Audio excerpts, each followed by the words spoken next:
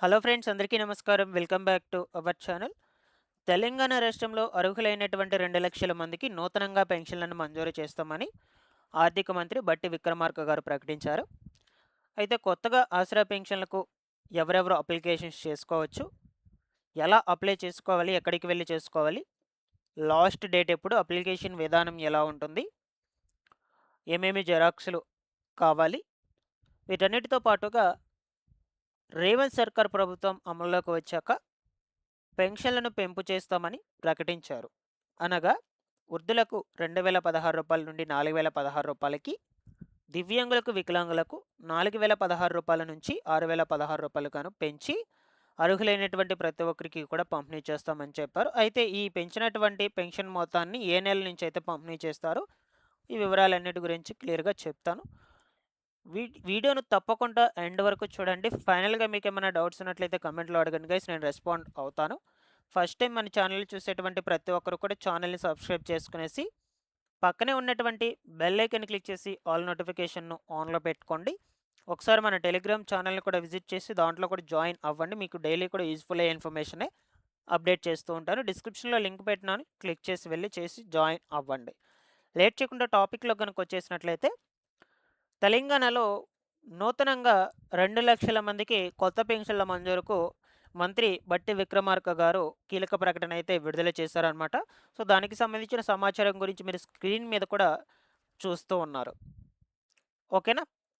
So, ప్రత్యేకించి మనకు ఈ పథకం కోసము బడ్జెట్‌లో రూ. 14,861,00,00,000 ప్రతిపాదించామని కూడా తెలియచేస్తూ ఉన్నారు. సో, కాగా ఈ చేయూత స్కీమ్ కింద ప్రస్తుతం మనకు నెలకు 2,000 దివ్యాంగులకు, అలాగే రూ. 4,000 పెన్షన్ అయితే అందుతుందని, త్వరలోనే వీటిని పెంపు చేసి అర్హులైనటువంటి వాళ్ళకు కూడా పెంచుతామని ప్రకటన అయితే చేస్తూ ఉన్నారిక్కడ. సో, ముఖ్యంగా ఈ 2,00,000 నూతన పెన్షన్లకు సంబంధించి ఎవరెవరు దరఖాస్తులు చేసుకోవచ్చో క్లియర్‌గా మనకి ఇక్కడ చెప్పున్నారు. రాష్ట్రంలో ఉన్నటువంటి వృద్ధులు, వితంతువులు, దివ్యాంగులు. సో, ఈ 3 కేటగిరీలకు సంబంధించి అయితే గుడ్ న్యూస్ చెప్పారండి. ఈ 3 కేటగిరీలకు సంబంధించి మీరు అప్లై చేసుకోవాలి అంటే ఎటువంటి అర్హతలు కలిగి ఉండాలో వన్ బై వన్ అయితే మీకు చెప్తాను. ఫస్ట్ వృద్ధాప్య పెన్షన్‌కి గనుక మీరు అప్లై చేసుకోవాలి అంటే ఖచ్చితంగా 66 సంవత్సరాలు పెట్టి ఉండాలి. 65 ఏళ్ళు పైన ఉండాలన్నమాట. 66 సంవత్సరం పెట్టి ఉండాలి. అలాగే తెలంగాణ రాష్ట్రంలో నివాసితులై ఉండాలి. ఐడెంటిటీ ప్రూఫ్ మొత్తం కూడా తెలంగాణ రాష్ట్రంలోనే ఉండాలి మీకు. వితంతువులకు వచ్చేసి 18 సంవత్సరాలు నిండి ఉండి, సో, వాళ్ళ యొక్క హస్బెండ్ ఎవరైతే ఉంటారో, సో, భర్త చనిపోయి ఉన్నట్లు, వాళ్ళ యొక్క భర్త యొక్క డెత్ సర్టిఫికేట్ ప్రూఫ్ కూడా ఖచ్చితంగా ఉండాలి. 18 నుంచి దాని తర్వాత 65 ఏండ్ల మధ్య లోపల వాళ్ళ యొక్క భర్త గనుక చనిపోయినట్లయితే, సో, వాళ్ళందరూ కూడా వితంతు పెన్షన్‌లకు అప్లికేషన్స్ పెట్టుకోవచ్చు. అలాగే దివ్యాంగ పెన్షన్‌లకు సంబంధించి అప్లికేషన్స్ పెట్టుకోవాలంటే ఎటువంటి అర్హతలు కలిగి ఉండాలంటే, సో, ఫస్ట్ ఆఫ్ ఆల్ వీళ్ళందరికీ దగ్గర యూడీఐడీ కార్డ్స్ అనేటువంటివి ఉండాలి. సదరం సర్టిఫికేట్ బదులుగా ఇప్పుడు తెలంగాణ ప్రభుత్వం ఈ యూడీఐడీ కార్డ్స్ అనేటువంటివి అందజేస్తూ ఉంది. సో, అయితే యూడీఐడీ కార్డ్‌లో మినిమమ్ 40% పైన వైకల్యతత్వం అయితే ఉండాలన్నమాట. 40 అబోవ్‌నే ఉండాలి. అలాగే మంచానికి పరిమితమై ఉంటారు కదా! దీర్ఘకాలిక వ్యాధిగ్రస్తులు వీళ్ళందరూ కూడా క్యాన్సర్ రోగులు, డయాలిసిస్ చేసుకునేటువంటి వాళ్ళు. వీళ్ళకి కూడా మాక్సిమం ఒక 85% అబోవ్ అనేదైతే ఉండాలన్నమాట. ఇలాగా మీకిచ్చినటువంటి యూడీఐడీ కార్డ్స్ వీటన్నిటిలో కూడా పర్సెంటేజెస్ అనేటువంటివి ఉంటేనే మీరు ఎలిజిబుల్ అవుతారు. అప్పుడు మాత్రమే అప్లికేషన్స్ పెట్టుకోవడానికి ఎలిజిబుల్ అవుతారు. సో, ప్రెజెంట్ మనకు మీ యొక్క గ్రామాల్లో గ్రామ సభలు నిర్వహించి కొత్తగా ఆసరా చేయూత పెన్షన్లకు సంబంధించిన అప్లికేషన్స్‌ను ప్రభుత్వ అధికారులు తీసుకుంటూ ఉన్నారు. మీరక్కడికి వెళ్లి అప్లికేషన్ ఫార్మ్ ఫిల్ చేసి, ఒక ఫోటో యాడ్ చేసి, దానికి కావాల్సిన డాక్యుమెంట్స్ అన్నిటిని కూడా సబ్మిట్ చేసి వాళ్ళకిచ్చేస్తే చాలు. వాళ్ళు ఆన్‌లైన్‌లో మీ డేటా మొత్తం కూడా ఎంటర్ చేసి, దాని తర్వాత మీరు పెన్షన్‌కి ఎలిజిబుల్ అయినారనుకోండి, ఎలిజిబుల్ లిస్ట్‌లో మీ పేరు తీస్తారు. ఇలాగ ప్రాసెస్ అయితే జరుగుతుంది. ప్రెజెంట్ గ్రామ సభలు అయితే నిర్వహించి, లేదా ఈ యొక్క ప్రజా ప్రగతి శీలన కార్యక్రమంలో కూడా మీకు అప్లికేషన్స్ అనేటువంటివైతే తీసుకుంటారు. మీరు ఎక్కడైనా వెళ్లి పెట్టుకోవచ్చు. బట్ మీ సేవల ఇంకా అవైలబుల్‌లోకి అయితే రాలేదన్నమాట. ఆన్‌లైన్‌లో అప్లై చేసుకోవడానికి. ఆఫ్‌లైన్‌లోనే అధికారుల దగ్గరికి వెళ్లి అప్లికేషన్స్ పెట్టుకోవాల్సి ఉంటుంది. సో, అప్లికేషన్ ప్రాసెస్ ఎలా ఉంటుందో చూద్దాము.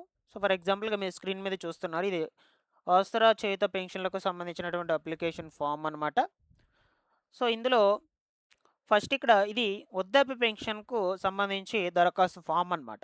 సో, మీరు ఏ పెన్షన్‌కు సంబంధించి అప్లికేషన్స్ పెట్టుకుంటారో వాటన్నిటికి సంబంధించి కేటగిరీస్ ఇక్కడ ఇచ్చేసుంటారు మనకు ఆల్రెడీ. ఇది ఓన్లీ వృద్ధాప్య పెన్షన్‌కి సంబంధించి కాబట్టి ఇక్కడ వృద్ధాప్య పెన్షన్ అనేది ఇచ్చేసున్నారు. సో, లేదు అనుకుంటే అన్ని కేటగిరీస్ ఇక్కడుంటాయి. మీరప్పుడు ఏ కేటగిరీకి అప్లై చేసుకోవాలో ఆ కేటగిరీ సెలెక్ట్ చేసుకోవాలి. దాని తర్వాత మీ యొక్క డిస్ట్రిక్కు, నెక్స్ట్ మండలం అయితే మండలం, మున్సిపాలిటీ అయితే మున్సిపాలిటీ రాసుకోవాలి. పంచాయతీ లేదా వార్డు నంబరు, అలాగే దరఖాస్తుదారుడు ఎవరైతే ఉంటారో అతని పూర్తి పేరు ఆధార్ కార్డుల ప్రకారం ఎంటర్ చేసుకోవాలి. ఆధార్ కార్డ్ నంబరు ఈ చెక్ బాక్సులలో మొత్తం కూడా కరెక్ట్‌గా ఎన్ని నంబర్స్ ఉంటే అన్ని నంబర్స్ పెట్టుకోవాలి. తండ్రి అయితే తండ్రి, భర్త అయితే భర్త పేరు రాసుకోవాలి. ఇంటి చిరునామా మీ అడ్రస్ ప్రూఫ్ మొత్తం కూడా ఇక్కడ రాసుకోవాల్సి ఉంటుంది. పుట్టిన తేదీ, ఓకేనా? అలాగే లింగము పురుషుడైతే పురుషుడు, స్త్రీ అయితే స్త్రీ, సామాజిక వర్గం ఎస్సీయా, ఎస్టీయా, బీసీయా, మైనారిటీయా, ఇతర కేటగిరీకి చెందినటువంటి వాళ్ళ, బ్యాంకు ఖాతా number, IFSC code, bank branch, bank అకౌంట్‌కి లింక్ అయినటువంటి మొబైల్ నంబరు, ఇలాగా ఆధార్ కార్డు జిరాక్సు ప్రతి జతపరచడమైంది. ఫైనల్‌గా వచ్చేసి దరఖాస్తుదారుని యొక్క సంతకము లేదంటే వేలిముద్ర రెండిట్లో ఏదైతే అది. ఇక్కడ ఒక పాస్‌పోర్ట్ సైజ్ ఫోటో లేటెస్ట్‌ది కలర్ ఫోటో యాడ్ చేసేసి నేను చెప్పేటువంటి డాక్యుమెంట్స్ ఫస్ట్ వచ్చేసి Aadhaar card, ration card, voter card xerox ఏదైనా సరే ఐడెంటిటీ ప్రూఫ్ కోసము ఖచ్చితంగా ఓటర్ కార్డు లేదా పాన్ కార్డు మీరు పెట్టాలి. యాడ్ చేయాలి జెరాక్స్‌ని. క్యాష్ ఇన్కమ్ సర్టిఫికెట్లు. ఈ యొక్క దివ్యాంగులకైతే యూడీఐడీ కార్డ్సు. లేదు ఒంటరి మహిళలు వీళ్ళందరికీ సంబంధించి అయితే వితంతువులకు వచ్చేసి వాళ్ళ భర్త డెత్ సర్టిఫికేట్ కూడా యాడ్ చేసుకోవాల్సి ఉంటుంది. ఫైనల్‌గా వచ్చేసి ఈ యొక్క డాక్యుమెంట్స్ అన్నిటితో పాటుగా బ్యాంక్ పాస్‌బుక్ ఫ్రంట్ పేజ్ జెరాక్స్‌ని తీసుకొని యాడ్ చేసుకొని సబ్మిట్ చేసేసుకుంటే చాలు. మీకు అక్కడ అప్లికేషన్ సబ్మిట్ అయిపోయిందని అర్థం. ఇలాగ అప్లై చేసుకోండి గైస్. గ్రామ సభలు జరుగుతూ ఉన్నాయి. ఒకసారి వెళ్ళి గ్రామాల్లో చూసి అప్లికేషన్స్ పెట్టుకోండి. ఎన్నో రోజుల నుంచి పెన్షన్ల కోసం ఎదురు చూస్తూ ఉన్నారు కదా! ఈ ఛాన్స్‌ని ఎవరు కూడా మిస్ చేసుకోవద్దు. ఇకపోతే పెన్షన్ల పెంపును మనకు ఈ ఏప్రిల్ నెల నుంచి అయితే అమల్లోకి తీసుకొస్తామని చెప్పున్నారు. అంటే పెంచినటువంటి పెన్షన్ మొత్తాన్ని ఏప్రిల్ నెల నుంచే పంపిణీ చేస్తామని అంటూ ఉన్నారు. చూద్దాం. ఆసరా పెన్షన్లకు సంబంధించి రాష్ట్రంలో ఎటువంటి అప్డేట్ వచ్చినా సరే నేను మన ఛానల్ నుంచి అయితే మీకు ఇన్ఫార్మ్ చేస్తూ ఉంటాను. Thanks for watching this one.